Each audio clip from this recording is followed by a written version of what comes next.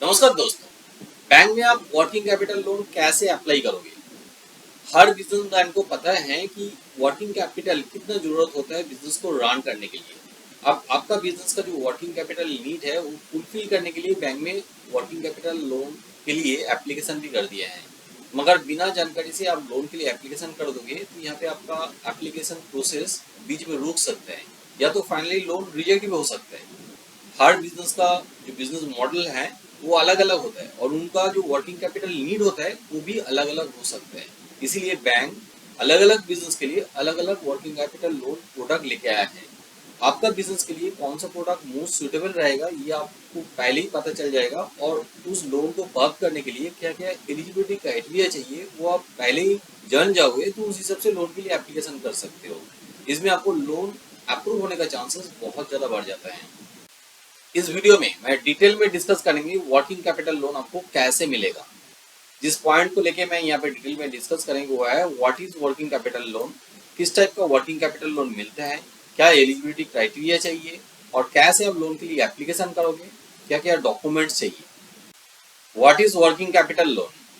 Business का जो day to day expenditure है, जैसे कि आप एक प्रोडक्शन ओरिएंटेड बिजनेस कर रहे हो जहाँ पे रॉ मटेरियल्स की जरूरत होता है, सैलरी वेजेस की जरूरत पड़ते हैं, आपको इलेक्ट्रिसिटी पावर सप्लाई, जो डे टू डे एक्सपेंडिचर है इस नीड को फुलफिल करने के लिए जो कैपिटल की जरूरत होता है उसको वर्किंग कैपिटल बोलते हैं।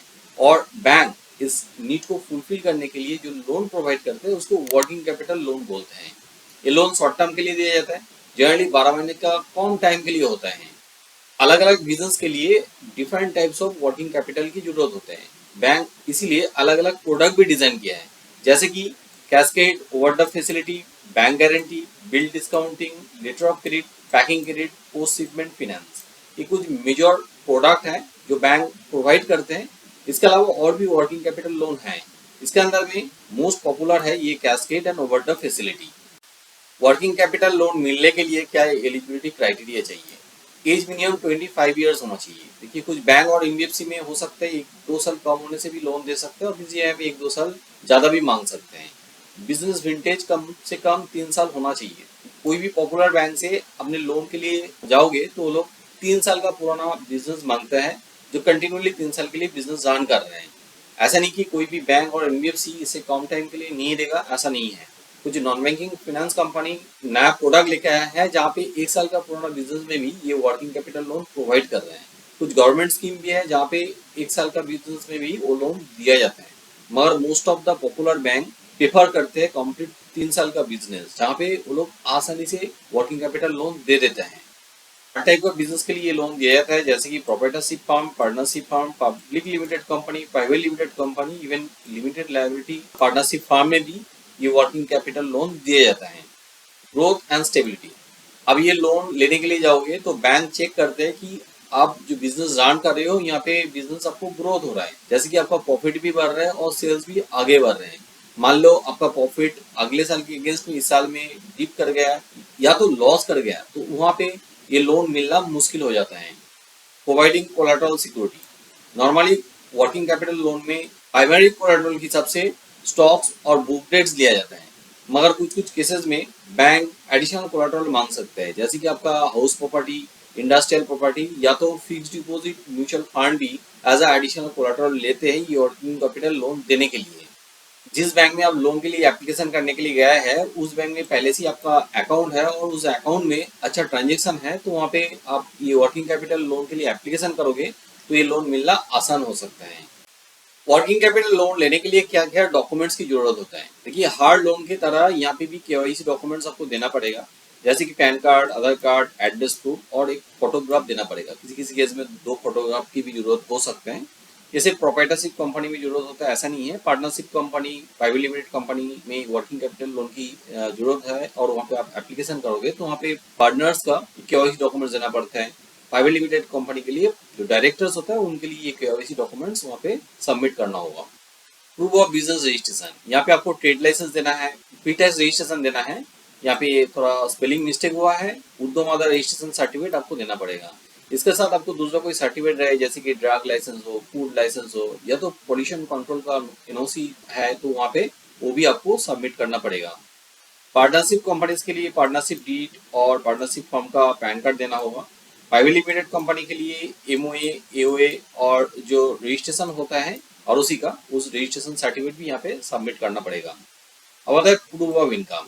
ये जो बिजनेस आप रन कर रहे हैं 3 साल के लिए बिजनेस पुराना है तो उस केस में आपको कम से कम 2 साल का आईटी फाइल देना पड़ता है। किसी किसी बैंक में 3 साल का आईटी फाइल भी मांग सकते हैं। आईटी फाइल के अंदर में आपका balance sheet, profit and loss account, computation रहना चाहिए और ये अटेस्टेड होना पड़ेगा।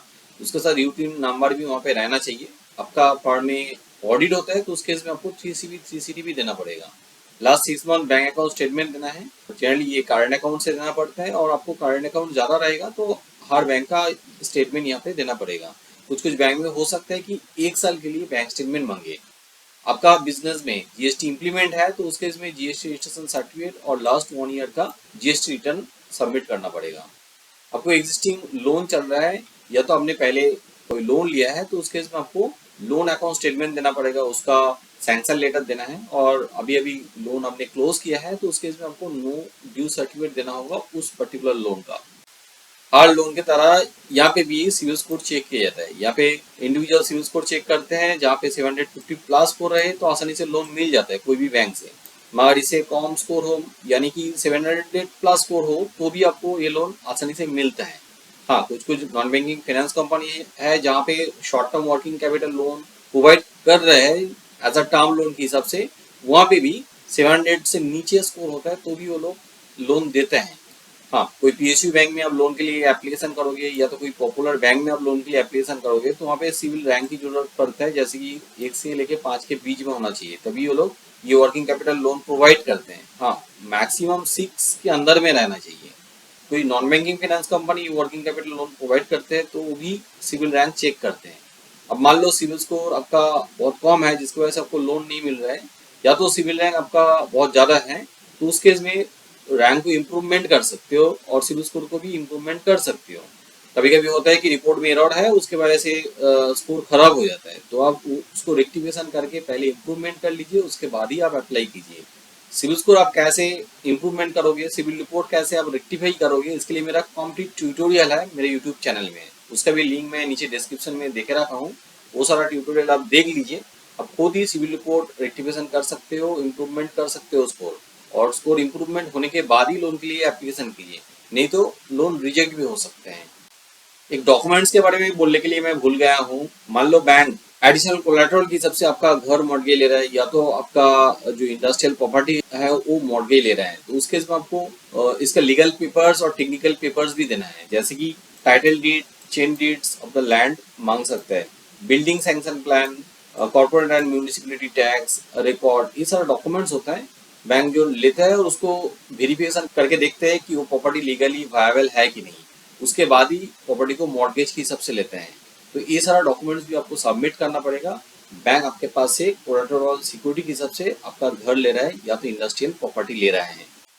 फाइनली आप वर्किंग कैपिटल लोन कैसे एप्लीकेशन करोगे, और भी कुछ इन्फॉर्मेशन आपको रखना चाहिए लोन एप्लीकेशन करने से पहले। जिस बैंक में आप लोन के लिए एप्लीकेशन कर रहे हैं वहाँ पे आपका जो डिजायर्ड प्रोडक्ट है वो प्रोडक्ट बैंक आपको ऑफर कर रहा है कि नहीं, ये पहले चेक कर लीजिए। उसके साथ क्या इंटरेस्ट रेट ले रहे हैं, फीस कितना है और टर्म्स एंड कंडीशन फ्लेक्सिबल है कि नहीं, ये पता कर लीजिए। उसके बाद ही आप एप्लीकेशन कीजिए।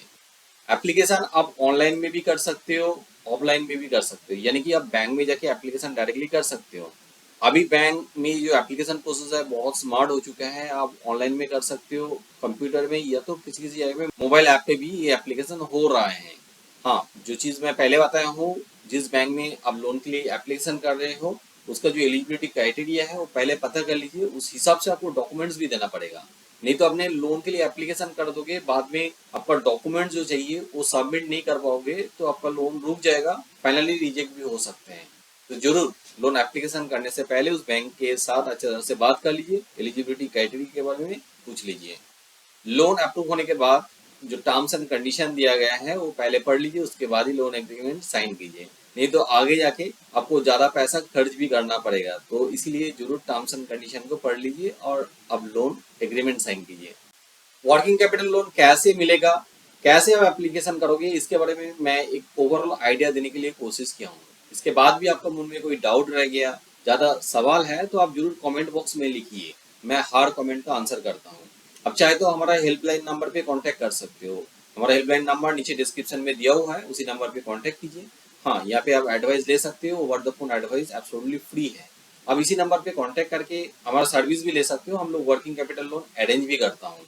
अब ये वीडियो रात में देख रहे हैं तो उस केस में आप व्हाट्सअप भी कर सकते हो। व्हाट्सअप के लिए अलग से नंबर दिया हुआ है, उसी नंबर पे व्हाट्सअप कीजिए। नेक्स्ट डे मेरा टीम आपको व्हाट्सअप देख के आपके साथ कांटेक्ट कर लेगी।